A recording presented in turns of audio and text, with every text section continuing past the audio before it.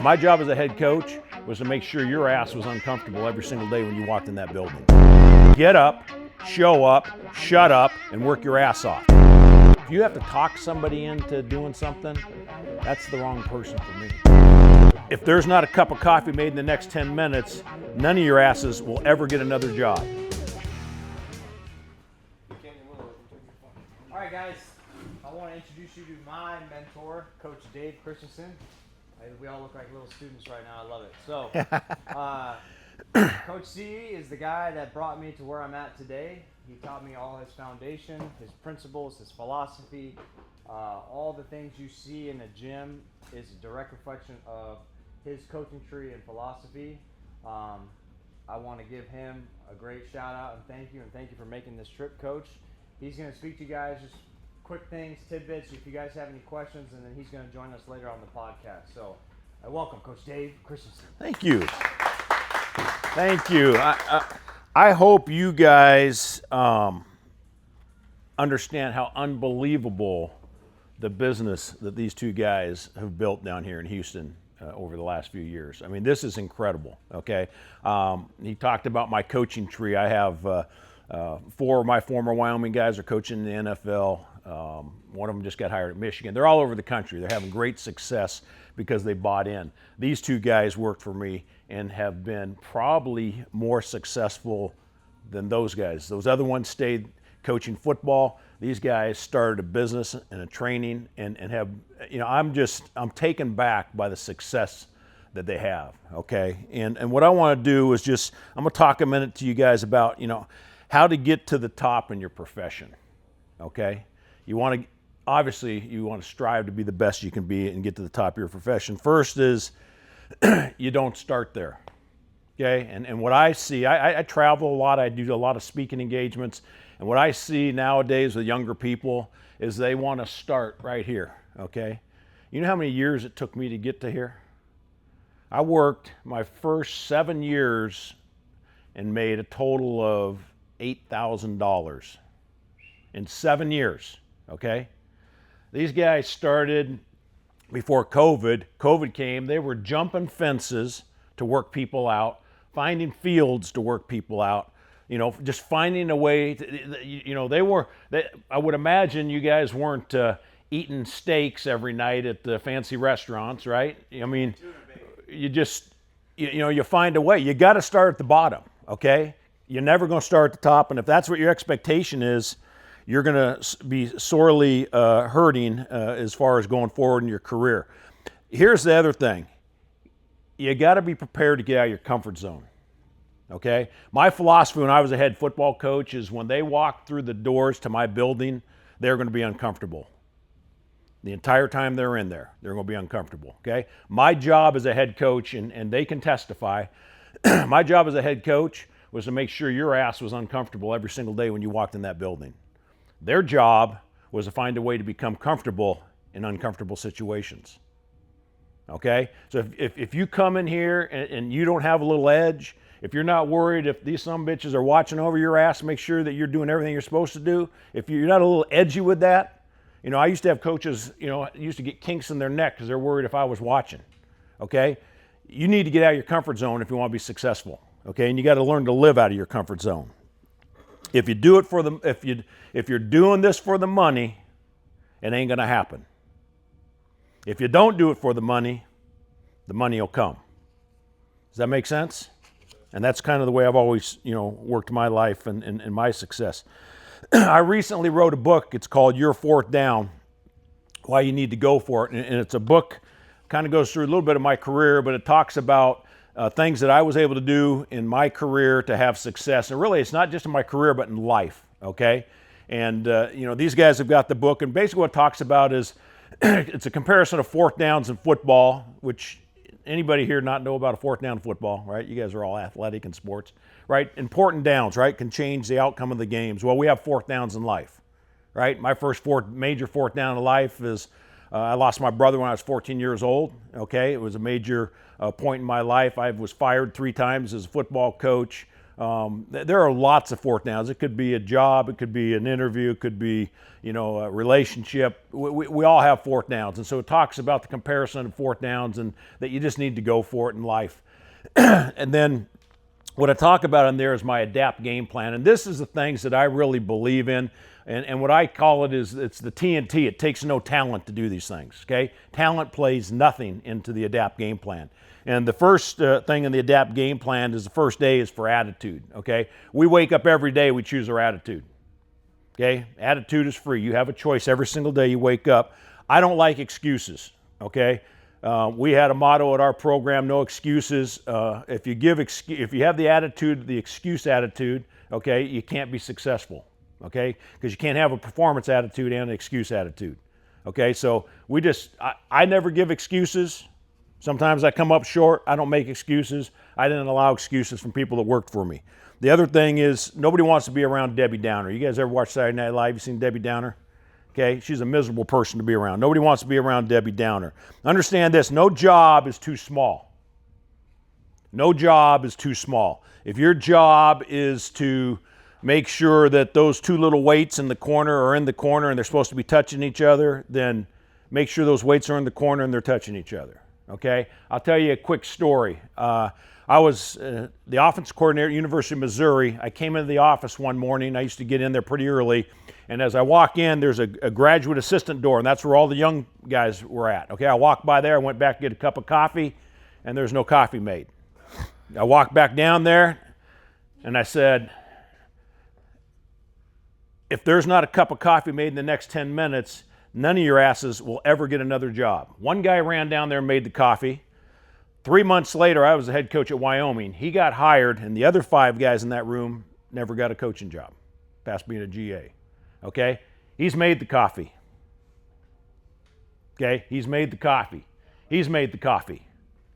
You know what I'm saying? They've done those jobs. Okay? No job is too small. Okay? Attitude is everything. Discipline. Can't be successful without discipline. Okay? The difference, and you got to know the difference between discipline and motivation, right? New Year's Eve comes, and we all have a great resolution. You guys see it in the business. In fact, the number one time of the year that gym memberships are bought are the end of December and the 1st of January, right? Because everybody's motivated until that fucking 4 a.m. alarm goes off, okay? Then it becomes discipline, right? So motivation's great, but motivation wears off.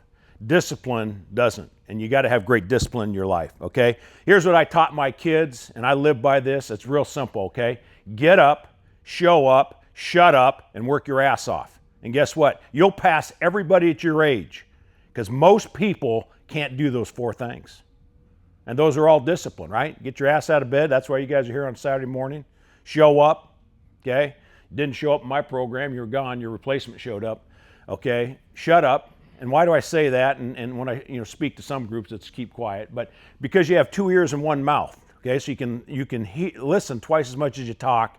And when you listen, you gain knowledge, and knowledge is power, okay? You got a great opportunity to work for 2 of probably the best in the world at what they do, okay? It's a great opportunity to learn and grow, okay? That's why you want to listen, okay? So have great discipline. Attention to detail and preparation is what the next A in ADAPT is for. You always have to have a plan, okay? Part of having a plan is writing goals. Okay, how do you know where you want to go if you haven't written it down? And everybody should write down their goals. Shouldn't just be some days I wake up and, this is what I want to do. The next day, this is what I want to do. No, write it down. Any of you guys written down where you want to be 10 years from now? Okay, that's great. 5 years from now, 3 years from now, a year from now. You need to sit down and write those things down, okay? Because it's like a ship without a rudder, right? It's got power, but it's got no rudder. It's just drifting around aimlessly. You got to write them down, and you got to write the steps to get them down. Okay, I still have a goal sheet that I wrote when I was first married and in graduate school, and I achieved everything on there. And usually when I do my speaking engagements, I have it on a slide and I show the people. You got to write these things down if you want to achieve them. The other thing is always have a plan. Always have a plan, okay? When I used to tell our coaches, when you have an opportunity to interview for a head coaching job, okay, which I had that chance, or for a coordinating job, I didn't wait till I got the interview to run in and start putting everything together. I had that plan put together. I worked on it for years, so that when that opportunity came for me, I knew hands down I was going to be the best candidate they could interview, because I was going to be more prepared than anybody else, because I always had the plan. So whatever it is you want to achieve in life, you got to have a plan to get there, right? You got to have goals, and then you better write up a plan on how you're going to achieve it. And then once you get that interview, what's your plan to do what these guys have done here? They have a plan, okay? They've had a plan on how this is going to work. They're building a new facility.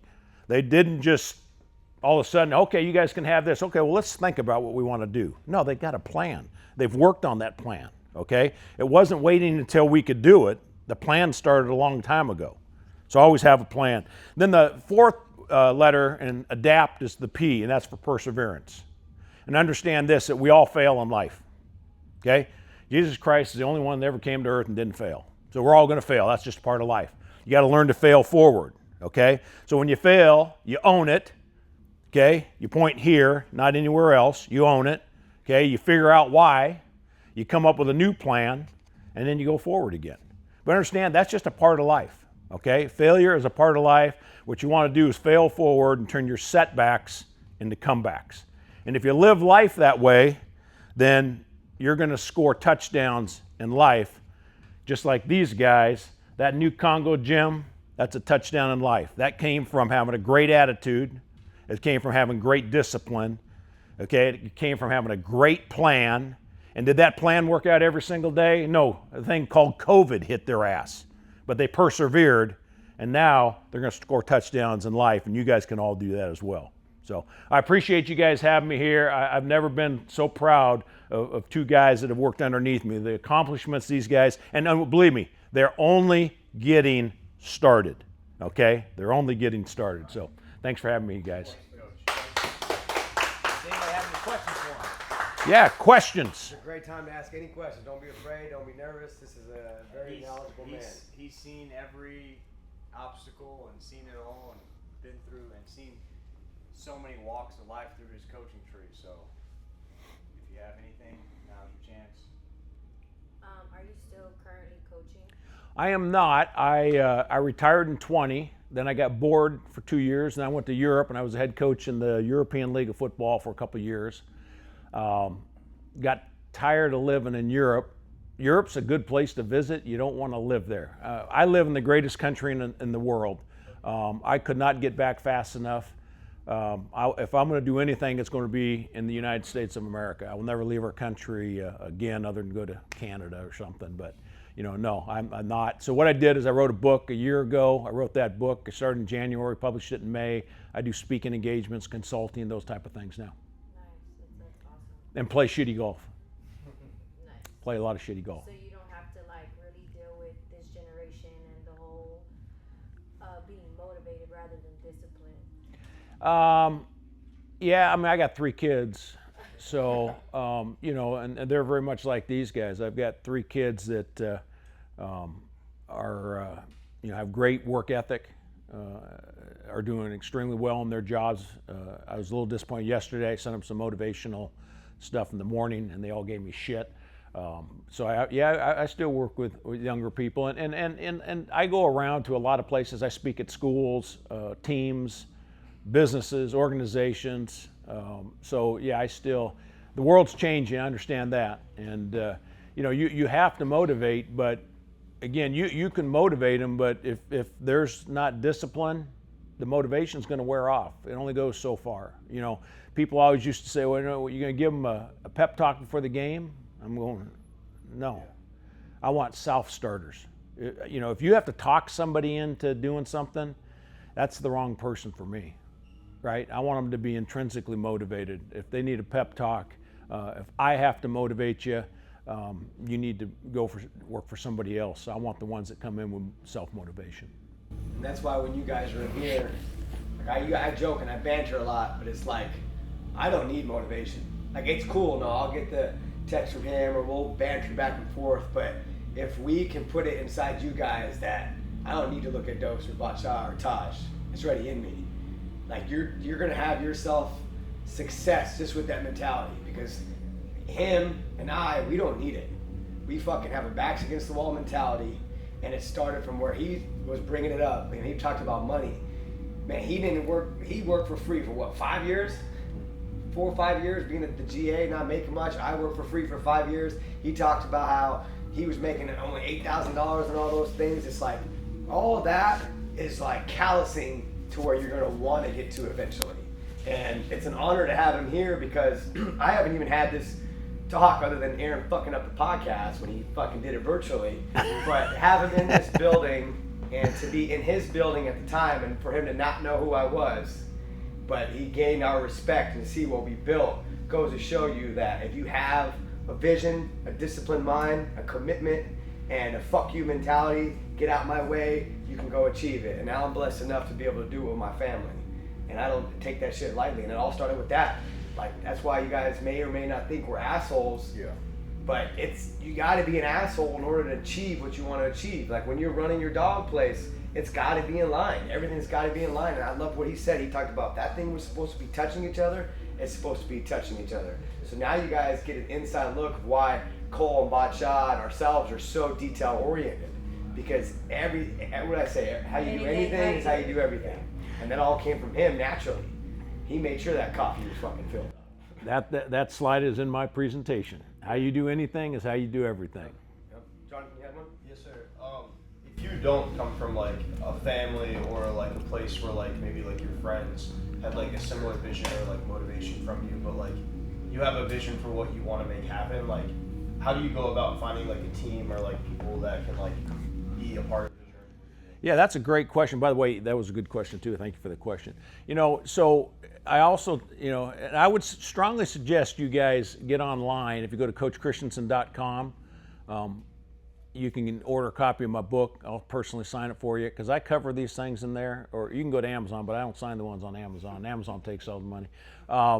There's a section in my book, and I talk about where you start doesn't have to determine where you finish. Okay, I grew up a block down from the housing projects, a block up from the train tracks. Okay, I grew up in a 900 square foot house. I lost my brother when I was 14 years old. I struggled in school. I was the first in my family to get a college degree and ended up getting a master's degree. I made $7,000 in my first 10 years of coaching or whatever. Where you start doesn't have to determine where you finish. I didn't have a group of highly motivated people. In fact, I had a 65th birthday party a couple weeks ago. Had a guy fly down from Washington for my birthday party. He and I went to kindergarten together. The unique thing about he and I is he lived in the projects. I was just between them. We're the only two in our grade school to make it to college. The only two. So it doesn't matter where you're at. It doesn't matter, you will go out and seek other people that are successful. Okay, that's why you're here. Okay, listen, you have to make choices. I have to make choices still as a 65-year-old, right? You have to choose who you're going to hang out with, who you're going to surround yourself with. I always surrounded myself with people that were smarter than me.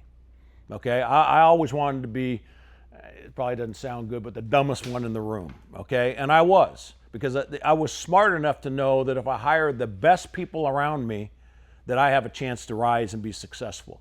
So hang out with the right people. Not with the popular people, with the right people. You make your own surroundings, your own friends. You set a goal, what you want to be, okay? You write a plan on how you got to get there, and you make sure you utilize the people that can help you get there and stay away from the ones that are going to drag you down and can't help you get there. It's choices, okay? What else, guys? Good question, by the way. Yes? What would be one of the first steps that you would take in creating a long-term plan? Because you said you had a 10-year plan, 5-year, etc. Myself, I've only done up to 1-year plan, right? And you got my mind working. I'm like, okay, I can take even further. So what would you say is a good first step as far as establishing a long-term goal and a long-term vision? Yeah, so you don't have to know everything that you want to. It's funny, so I keep records of stuff. And so I went back not long ago in a file at home, and I had some long-term goals that I'd written out when I was coaching at Toledo. I was at Toledo in the 90s, okay? I wanted somewhere, and I just remember this one thing on there, I wanted to own property in Arizona, okay? That was a long-term goal. I live on the third hole on one of the most prestigious golf courses in Arizona. It's like a resort. Okay, you walk out my backyard, there's a pool there, there's the golf course. Okay, but I set that vision years and years and years ago. Okay, and then I knew my plan to get there. Okay, so that was a long term. So you don't have to have everything you're gonna get done in 10 years, but where do you want to be? Okay, and then start working backwards. Okay, now what I did when I pull out this piece of paper when I was in college or in graduate school, I wanted to be a Division I head or a Division I assistant football coach. I wanted to get my master's degree, and I wanted, to have a harmony in my family. Okay, I just got married. We had no kids yet. I was in graduate school, and I was volunteering as a GA. My wife was selling cars to pay for my graduate school. Like, they didn't pay me anything, okay? And those were my main 3 goals, those 3 things, okay? And then I wrote down underneath them everything I had to do to achieve those goals. So figure out what you want to get done in a year from now, okay? Figure out what you want to get done 2 years from now. And then start writing the things that you have to do to get there. I have a card, I use this card today, but I have a lot of these little cards, okay? And these are daily goal cards, right? I just write shit on there, number them, and then I check them off as I get them done. Those are goals. Those are goals for that day, okay? And if I do something that's not on there, I go write it on there and then check it off. Because you know what? It's a feeling of accomplishment when you get something done. I would suggest another great book. And by the way, I was not a great reader. I was not a great person in academia, but it's good to read, okay? Read the book, Make Your Bed. Okay? Read the book, Make Your Bed. Okay? It's awesome, right? Get your ass up, okay? First thing, right? Get up. When you get up, make your bed, because guess what? You've accomplished one thing so far that day. Okay? The other thing I think you should do is read Brian Tracy's book called Eat That Frog. Okay, and the book is about getting the worst things done on your day that you got to get done first, right? If you got to get up and you got to bite the head off of a frog that day, don't you feel better if you just get up and get it done? So those are some things that that you should look at and start building those type of habits in your life. But write down if you have a vision for a year, if you have something that maybe it's 2 years out, write it down. Start working backwards, and then every morning get up. Or before you go to bed, and write that list of things that you got to get done that day or the next day, right? Write that list every single day and start marking those things off. Thank you. Can you repeat the second title of the book? The second book. Eat That Frog. Eat That Frog? Eat That Frog by Brian Tracy. Yeah. I would strongly suggest the one's called Your Fourth Down, Why You Need to Go For It. That's the first one. Any other questions I can help you guys out with or answer or give you some insights on? We'll get everybody a copy. Yeah, we got Okay. it. All right. Awesome. Well, listen, I appreciate you guys sitting down, listening to an old guy that's, fortunately I got, guys that are still like me in the world, because I think, our type of attitude still works, particularly in the world the way it is today. It's not about, a popularity deal. I just told Dose earlier, I could give a shit whoever liked me. I just made sure they respected me. And I treated everybody fairly. I am the guy that, like he said, I had fear. I was like, we walked the halls. I had nothing but respect. And my goal was to make sure he knew I was a separate person in that room full of individuals. And I would prepare his game plan, do the typing. I'd make sure the call sheet was right. He'd check the spelling on every row. He would make all the practice plans and make sure everything was dialed in. And if anything was wrong, I'd get my ass ripped for it. And there's like days at practice where I had receivers, and if they're jogging, he's ripping my ass. So like every detail mattered. And that translates to, like he said, when he first got the job at Utah, I was his first hire. He called me within the hour. So those little things I did translated to getting a better job. And then from there he went on, and everywhere he went he gave me a call. He went to Texas A&M, Tosh, next spot, he called me. So like, if you link up and you find the right coaching tree or the right individuals, we all can go far together. So